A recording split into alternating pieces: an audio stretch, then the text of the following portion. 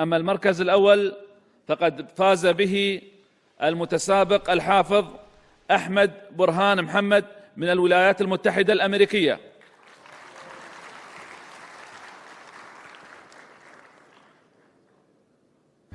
أحمد برهان waa wiil Soomaali Mareykan ah oo ku koray dalka Mareykanka. Wuxuu ku guuleystay tartanka caalamiga ah ee Quraanka Kariimka ah ee Dubai, isagoo kaalinta koobaad u galay wadamo badan oo ka qayb galay tartankaasi. Waxaa markii uu soo gaadhay magaalada Minneapolis ee gobolka Minnesota garoonka diyaaradaha uga hor yimid dadweyne fara badan oo ku faraxsanaa guusha uu soo hooyay Axmed Burhaan, iyadoona sidoo kale ay si weyn uga faalloodeen warbaahinta Mareykanku. waxaa ka soo qaybgalay soo dhaweynta Axmed ardayda, macallimiinta, culimada iyo odayaasha dhaqanka ee gobolka Minnesota oo uu horkacayay imaamka masaajidka Abubakar Sheekh Cabdirasaaq Xaashi. wuxuuna sheegay inuu aad ugu faraxsan yahay guusha Axmed oo ay maanta ku faanayaan dadka Mareykanka. Axmed sida aad arkaysaan wuxuu ka yimid tartanka quraanka Dubai ka dhacay internationalka ah. wuxuu matalayay Ameerika oo dhan iyo matalayay guusha uu keenay uu soo hoyay farxad uma aha kaliya masaajidka Abubakar ama Minnesota ama muslimiinta. waxay farxad u tahay shacabka Mareykanka oo dhan bay u tahay farxad. waxay farxad u tahay shacabka muslimiinta oo dhan meel ay joogaanba.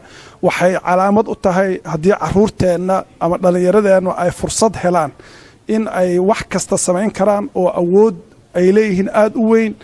wuxuuna daliil u yahay caruurteenna iyo qudraadka Ilaahay ku abuuray. Axmed waan ku faraxsanahay, waa ku soo dhaweynaynaa aad iyo aad baan ku faraxsanahay. barakallahu fiik.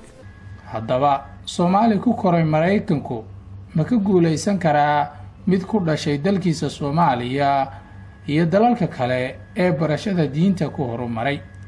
waa kan Burhaan Maxamed Cilmi oo ah aabaha dhalay Axmed Burhaan iyo qaar ka mid ah odayaasha jaaliyadda oo ka hadlaya. cidii wax baranayso meel kasta ku baran kartaa, marka taas oo ma arko wax weyn oo ku baran kara waddanka Mareykanka. waana lagu baran karaa ilmo kastana uu ku baran karaa, ma aha wax wiilkeen kaliya ku ah. competition kan waa adduunka kii ugu adkaa waaye. waxaan ku faraxsanahay in arday Mareykan ku dhashay Mareykana oo aan meel kale quraan ka baran inuu ka soo badiyay kii Sacuudiga ku dhashay iyo kii Soomaaliya ku dhashay.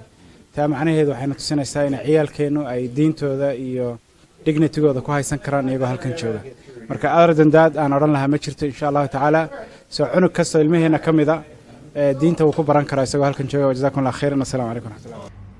Axmed Burhaan ayaa dhankiisa ka dareen celiyay guusha uu ka gaadhay tartanka Quraanka Kariimka iyo safarkii uu ku tagay Dubai oo xiiso geliyay. The competition was very competitive. I was competing with 103 contestants from all around the world. Some of them countries I never have heard of in my life. Caribbean islands, all over, everywhere. And I met a lot of new people, learned a lot of new things. Dubai is a very beautiful place. I not only go there for a competition, also it was a nice vacation. Alhamdulillah. Soomaalida ayaa ka mid ah bulshooyinka sida weyn loogu yaqaano xifdinta Quraanka Kariimka, waxaana muddooyinkii dambe ee Soomaalidu ay daafaha caalamka ku kala baahday ay sabab u noqotay in mararka qaar ay tartamada caalamiga ay isugu yimaadaan Soomaali wadamo badan oo caalamka ku yaala kala matalaya. أعوذ بالله من الشيطان الرجيم. ألم تعلم أن الله له ملك السماوات والأرض يعذب من يشاء ويغفر لمن يشاء والله على كل شيء قدير. يا أيها الرسول لا يحزنك الذين يسارعون في الكفر من الذين من الذين قالوا آمنا بأفواههم ولم تؤمن قلوبهم ومن الذين هادوا سماعون للكذب سماعون لقوم آخرين لم يأتوك يحرفون الكلم من بعد مواضعه يقولون إن أوتيتم هذا فخذوه وإن لم تؤتوه فاحذروا ومن يرد الله فتنته فلن تملك له من الله شيئا أولئك الذين لم يرد الله أن يطهر قلوبهم لهم في الدنيا خزي ولهم في الآخرة عذاب عظيم سماعون